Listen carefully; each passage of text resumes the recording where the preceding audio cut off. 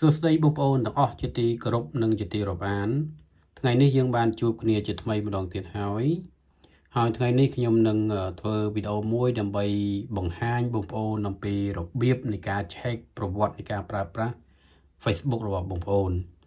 បានន័យថាប្រសិនបើបងប្អូនចង់ដឹងថាបងប្អូនពីមុនមកធ្លាប់ comment ទៅលើវីដេអូអ្នកណាខ្លះឬក៏បងប្អូនធ្លាប់លេងឆាតជាមួយណាខ្លះក៏បងប្អូនអាច check ដឹងបានដែរ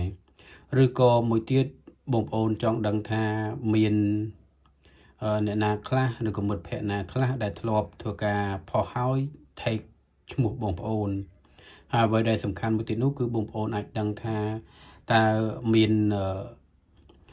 friend Facebook ណាខ្លះដែល add មកបងប្អូនតាំងពីដើមមកឬក៏ថាបងប្អូនធ្លាប់ធ្វើការ remove friend ណាខ្លះចេញពី friend Facebook របស់បងប្អូនអញ្ចឹងបងប្អូនអាច check បានទាំងអស់អញ្ចឹងកុំឲ្យបងប្អូនធ្វើការរងចាំយូរខ្ញុំនឹងធ្វើការបង្ហាញបងប្អូនពីចំណុចមួយទៅចំណុចមួយឲ្យបានលម្អិតដើម្បីឲ្យបងប្អូនងាយស្រួលយល់និងអាចធ្វើបានអញ្ចឹងដំបូងបងប្អូនត្រូវចូលទៅ Facebook សិននេះចូលសញ្ញាត្រេ3ខាងក្រោមនេះបងប្អូនចូលចូលមកបន្ទាប់មកបងប្អូនត្រូវ scroll រកមើលពាក្យថា setting ហើយនិង privacy នេះបងប្អូនពាក្យថា setting ហើយនិង privacy បន្ទាប់មកបងប្អូនធ្វើការចុចកន្លែងពាក្យនឹងមកនេះបងប្អូនចុចលើពាក្យនឹងមកបន្ទាប់មកបងប្អូន scroll រកមើលពាក្យថា setting នេះបងប្អូនពាក្យ setting នៅពេលដែលបងប្អូនចូលរកពាក្យ setting ហើយបងប្អូនត្រូវ scroll រកមើលពាក្យថា activity log ខាងក្រោមបងប្អូន scroll មកខាងក្រោមនេះបងប្អូននេះពាក្យថា activity log អញ្ចឹងនៅពេលដែលបងប្អូនឃើញពាក្យនឹងហើយបងប្អូនអាចចុចលើពាក្យនឹងមកបន្ទាប់មកបងប្អូននេះបងប្អូនអាចឃើញហើយនេះនិយាយរួមទៅគឺវានឹងបង្ហាញបងប្អូន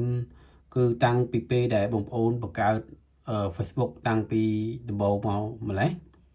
អញ្ចឹងបងប្អូនអាចមើលប្រវត្តិនៃការប្រើប្រាស់របស់បងប្អូនបានថាបងប្អូនធ្លាប់លេង comment ជាមួយអ្នកណាខ្លះឬក៏គេធ្លាប់តប comment ជាមួយបងប្អូនមិនខ្លះអញ្ចឹងបងប្អូនអាចរកមើលចំណុចនេះបាននេះបងប្អូនអាច scroll មកឃើញទេតាំងពីមាន2021និយាយរួមទៅគឺប្រវត្តិហ្នឹងគឺមានតាំងពីពេលដែលបងប្អូនធ្វើការបង្កើតFacebook តាំងពីដំបូងមកម្លេះអញ្ចឹងបងប្អូនអាច check មើលបានអាហ្នឹងគឺសម្រាប់បងប្អូនអាច check មើល comment ហើយបងប្អូនក៏អាចធ្វើការ filter វាបានដែរបានថា filter យកជា category ដើម្បីមើល chat ឬក៏មើលថាមានអ្នកណា take Facebook មកឈ្មោះបងប្អូនខ្លះឬក៏មាន friend ណាខ្លះដែលធ្លាប់ request មកធ្វើ friend ជាមួយនឹងបងប្អូនឬក៏បងប្អូនធ្លាប់ remove friend ណាខ្លះចេញពី Facebook របស់បងប្អូនអញ្ចឹងបងប្អូនអាច check បានទាំងអស់អញ្ចឹងដើម្បី filter វានេះបងប្អូនអាចចុចយកពី filter នេះមកនេះបងប្អូននេះពាក្យ filter នេះនៅនេះវាមានច្រើនតែបងប្អូនត្រូវចុចយកពាក្យថា filter នេះបងប្អូនចុចយកពាក្យ filter ហើយនៅខាងក្រោមនេះគឺគេឲ្យជ្រើសរើស date ហើយនឹង category អញ្ចឹងបងប្អូនអាចជ្រើសយក category នេះមកអញ្ចឹងបន្ទាប់មកបងប្អូនអាចមាននេះបានថាបងប្អូនអាចមើលចំណុច your post បានថាអ្វីដែលបងប្អូន post មានរូបភាពឬក៏វីដេអូដែលបងប្អូនធ្លាប់ post ហើយគឺមាននៅក្នុងទាំងអស់ហើយចំណុចទី2នេះគឺ activity you are take in បានថាមាន friend Facebook ណាខ្លះដែលធ្វើការផុសហើយ take ឈ្មោះរបស់បងប្អូននៅក្នុងហ្នឹងហើយកន្លែងនេះគឺ reaction បានថាសំដៅទៅលើបងប្អូន like ឬក៏ comment អីគឺវានឹង show កន្លែងហ្នឹងហើយខាងក្រោមនេះគឺពាក់ព័ន្ធជាមួយនឹង group បើសិនបងប្អូនមានជា group លេងជា group អីចឹងណាបង្កើតជា group បង្កើតជាអីចឹងបងប្អូនអាចមើលhistory នៅក្នុងនឹងបានហើយកន្លែងនេះគឺ profile ហ្នឹងអាចមាន ដូចជាលេខទូរស័ព្ទឬក៏ email របស់បងប្អូនជាដើមហើយបន្ទាប់មកនេះគឺកន្លែងyour connection នេះគឺសំដៅលើបងប្អូនធ្លាប់ remove friend ណាខ្លះចេញពី Facebook របស់បងប្អូនឬក៏មាន friend ណាខ្លះដែល request មកសុំធ្វើជា friend Facebook របស់បងប្អូនគឺបងប្អូនអាចដឹងទាំងអស់កន្លែងនេះអញ្ចឹងឧទាហរណ៍ខ្ញុំចុចកន្លែង your connection នេះបងប្អូនកន្លែង your connection នេះវាមានដូចជា the all add friend ឬក៏ remove friend receive friend request ហើយនឹង following follower អីគឺមានក្នុងនឹងទាំងអស់អញ្ចឹងបានន័យថាបងប្អូនអាចធ្វើការ check បានឥឡូវខ្ញុំឧទាហរណ៍ថាខ្ញុំ click កន្លែង add friend នេះបានន័យថាមានអ្នកណាខ្លះដែល add friend មកបងប្អូនអញ្ចឹងបងប្អូនអាចមើលដឹងទាំងអស់នេះតាំងពីនិយាយរួមទៅតាំងពីបងប្អូនបង្កើត Facebook មកដំបូងគឺបងប្អូនអាចមើលបានទាំងអស់តាំងពីនេះគេតាំងពី2019អីគឺមានអស់បងប្អូនអាច scroll ទៅក្រោមអញ្ចឹងទៀតមកគឺបងប្អូនឃើញមានទាំងអស់និយាយរួមឲ្យតែប្រវត្តិនៃការប្រើប្រាស់ Facebook របស់បងប្អូនគឺវានៅក្នុងនឹងទាំងអស់បងប្អូនអាច check នៅក្នុងទាំងអស់បានអញ្ចឹងបងប្អូនអាច back វិញមកអញ្ចឹង back មកវិញវាអាចចូលមកកន្លែងactivity log នឹងចាំបងប្អូនអាចចុចចូលវិញមកតោះមកបងប្អូនអាចចុចកន្លែង filter នេះវិញមកនេះកន្លែង filter ហើយយកពាក្យថា category តើមកបងប្អូនអាចមើលទៀតបាននេះដូចយក connection នឹងវិញដែរអញ្ចឹងបងប្អូនអាចមើលទាំងអស់ឬក៏មើលកន្លែង remove friend ឬក៏ friend request អីក៏មានទាំងអស់ដែរនេះដូច all អញ្ចឹងបងប្អូនអាចបើកមកគឺវានឹងបង្ហាញទាំងអស់មិនថាទាំង friend គេ request មកបងប្អូនហើយបងប្អូន accept ទៅលើ friend ហ្នឹងហើយនឹង friend ដែលបងប្អូនបាន remove ចេញគឺវានឹងបង្ហាញកន្លែងនឹងទាំងអស់បានថាបងប្អូនអាច check នៅចំណុចហ្នឹងបានទាំងអស់តើមកបងប្អូនអាចធ្វើការ back មកជាង back មកដោយសារថាទូរស័ព្ទនេះវាតូចតិចដល់ពេលអញ្ចឹងខ្ញុំពិបាកឲ្យចុចគេណាចុចទៅជួនកាលវាអាច back មកតែម្ដងតែជាក់ស្ដែងបើសិនបើយើង back មកគឺវាត្រូវមក back មកតាមចំណុចវាមួយអញ្ចឹងណាដោយសារតែទូរស័ព្ទនេះវាតូចពេកតែជួនកាលនេះចុចទៅវាប៉ះគៀនប៉ះអញ្ចឹងទៅវា load អញ្ចឹងណាបងប្អូនអញ្ចឹងបើសិនបើទូរស័ព្ទរបស់បងប្អូនទំនើបធំស្រួលចុចអញ្ចឹងស្រួលទេបងប្អូនអញ្ចឹងនៅពេលដែលបងប្អូនចុចចឹងមកបងប្អូនអ្នកត្រូវយកពាក្យ filter បើសិនបងប្អូនចង់មើលទៅតាមប្រភេទ category វានេះបងប្អូនអាច set category ឬក៏បងប្អូនអាច set date នេះ start date បានថាបងប្អូនចង់ search ចាប់ពីថ្ងៃណាម្ដងថ្ងៃណាអញ្ចឹងឧទាហរណ៍ខ្ញុំ search មកខ្ញុំដាក់មកឥឡូវ2021អញ្ចឹងខ្ញុំអាចដាក់ថ្ងៃទី14ខែ2 2020បន្ទាប់មកនេះខ្ញុំដាក់អញ្ចឹងតែខ្ញុំយក21ដែរបន្ទាប់មកខ្ញុំដាក់តានមកអញ្ចឹងវានឹងsearch ហើយនេះបងប្អូន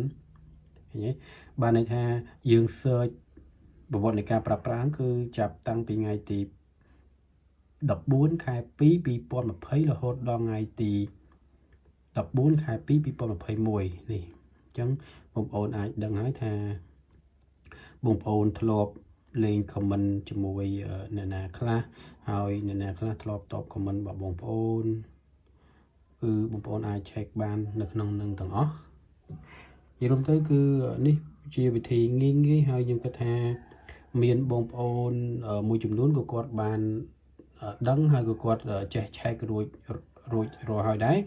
តែសម្រាប់មានបងប្អូនមួយចំនួនក៏គាត់មិនទាន់ដឹងហើយក៏គាត់អត់ចេះ check អញ្ចឹងបងប្អូនអាចបើសិនបងប្អូនអត់ដែល check ឬក៏អត់ដឹងទេបងប្អូនអាចមើលវីដេអូនេះបានហើយអាចសាករៀន check ខ្លួនឯងបានដូចខ្ញុំបានជម្រាបអញ្ចឹងគឺបងប្អូនអាច check បានទាំងអស់បានហើយបងប្អូនអាច check ដឹងទាំងអស់ពីប្រវត្តិនៃការប្រើប្រាស់លើ Facebook មួយហ្នឹងតាំងពី remove friend គេ add friend ហើយយើង accept friend ហើយនឹងយើងផុសរូបភាពអីខ្លះផុសវីដេអូអីខ្លះគឺយើងអាច check ដឹងទាំងអស់អញ្ចឹង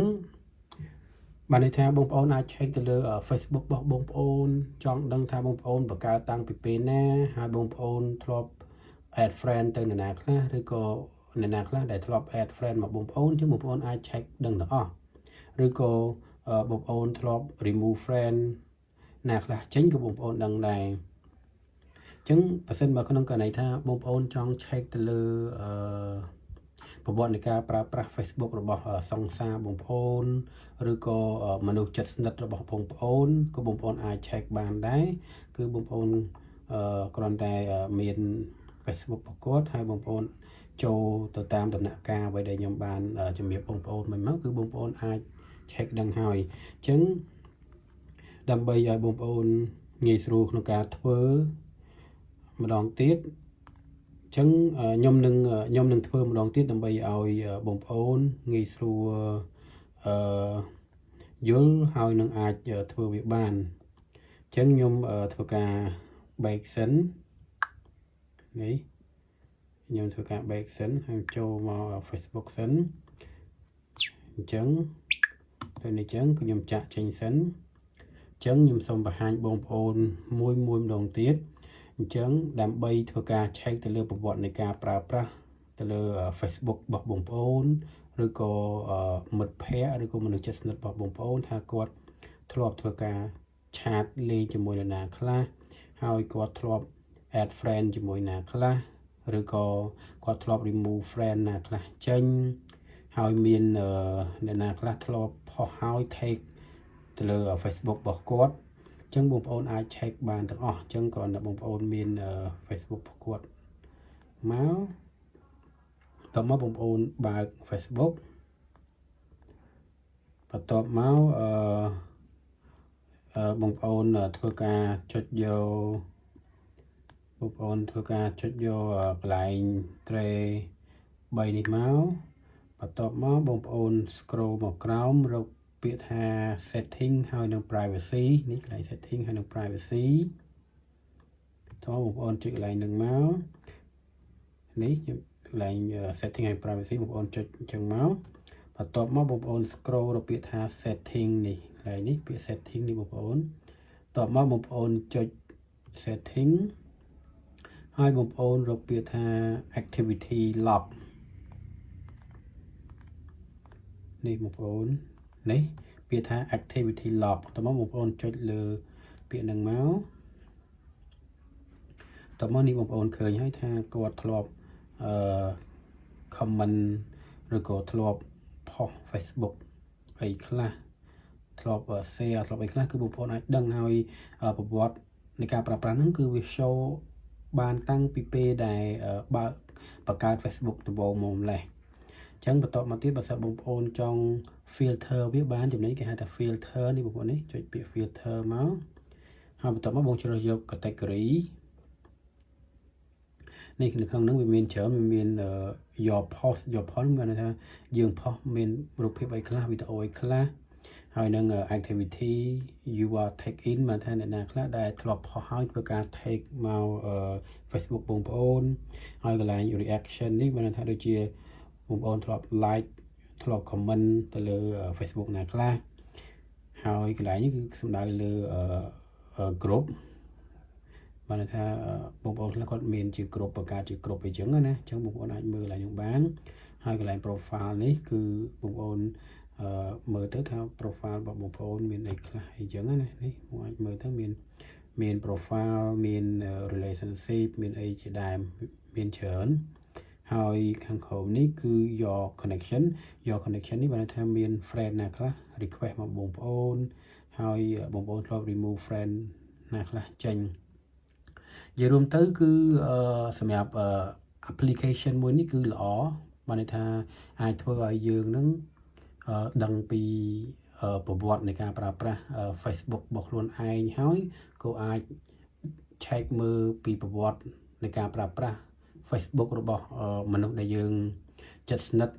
បានដែរឬក៏អាច check ទៅលើសង្សារអីបានថាគាត់ធ្លាប់តាក់ទងមួយណាខ្លះឬក៏អ្នកណាខ្លះដែលធ្លាប់ឆាតអីមកគាត់អីក៏យើងអាច check បានដែរបងប្អូនក៏តែសម្រាប់ខ្ញុំជាទូទៅគឺខ្ញុំប្រើវាគឺដើម្បី check ទៅលើប្រវត្តិនៃការប្រើប្រាស់របស់ខ្ញុំទេព្រោះ ពេលខ្លះយើងលេងយូរឆ្នាំហើយយើងអត់ដឹងថាយើងផុសវីដេអូណាខ្លះផុសរូបភាពណាខ្លះហើយមាន friend ណាខ្លះ request មកយើងអាហ្នឹងគឺខ្ញុំធ្វើភាគច្រើនគឺខ្ញុំប្រើវាដើម្បី check ទៅលើប្រព័ន្ធនៃការប្រើប្រាស់របស់ Facebook ខ្ញុំខ្លួនឯងទេអញ្ចឹងដោយសារតែខ្ញុំដឹងមានចំណុចហ្នឹងវារៀងងាយស្រួលដូច្នេះហើយទើបខ្ញុំធ្វើជាវីដេអូមួយដើម្បីធ្វើការបង្ហាត់ក៏ដូចជាបង្ហាញដល់បងប្អូនអញ្ចឹងបើសិនបើបងប្អូនដែលគាត់មិនទាន់ចេះហើយគាត់មិនទាន់បានធ្លាប់ធ្វើអញ្ចឹងគាត់អាចសាកវិធីតាមខ្ញុំនឹងបានតែបើសិនបើមានបងប្អូនណាគាត់ចេះហើយគាត់មានវិធីផ្សេងងាយស្រួលជាងនឹងទៀតដែលអាចឆែកលើប្រវត្តិនៃការប្រើប្រាស់ Facebook របស់យើងបានអញ្ចឹងបងប្អូនអាចធ្វើការ comment នៅក្រោមវីដេអូរបស់ខ្ញុំផងដើម្បីធ្វើការចែករំលែកនៅបទពិសោធន៍ក៏ដូចជាចំណេះដឹងទៅវិញទៅមកហើយប្រសិនបើបងប្អូនណាដែលក៏អត់ធ្លាប់ហើយគាត់ធ្វើអត់បានដោយសារតែទូរស័ព្ទខ្លះវារៀងខុសគ្នាបន្តិចបន្តួចពីកន្លែងចូលអញ្ចឹងបងប្អូនមានចំណងប្រព័ន្ធនៃការ check ហ្នឹងបងប្អូនក៏អាចធ្វើការ comment ហើយសួរនៅក្រោមវីដេអូនេះបានហើយខ្ញុំនឹងព្យាយាមឆ្លើយតបរាល់ comment របស់បងប្អូនអញ្ចឹងជាចុងក្រោយនេះខ្ញុំសង្ឃឹមថាវីដេអូមួយនេះនឹងមានប្រយោជន៍ដល់បងប្អូនហើយបើសិនបើបងប្អូនគិតថាវីដេអូនៃការបង្ហាញរបស់ខ្ញុំនេះវាមានប្រយោជន៍សម្រាប់បងប្អូនឬក៏អ្នកដទៃទៀតនោះអញ្ចឹងបងប្អូនសូមជួយធ្វើការចុច Subscribe ក៏ដូចជា Share វីដេអូនេះដើម្បីឲ្យបានទៅដល់អ្នកផ្សេងផងដែរអញ្ចឹងជាចុងក្រោយនេះខ្ញុំសូមអរគុណបងប្អូនដែលបានធ្វើការទស្សនាវីដេអូរបស់ខ្ញុំតាំងពីដើមរហូតដល់ចប់ហើយក៏សូមជូនពរបងប្អូនឲ្យមានសុខភាពល្អរកស៊ីទទួលទានមានបានហើយរាល់ការធ្វើដំណើរទៅណាមកណាសូមឲ្យជួបតែសុខសុវត្ថិភាពអញ្ចឹងអរគុណច្រើនបងប្អូនបាយ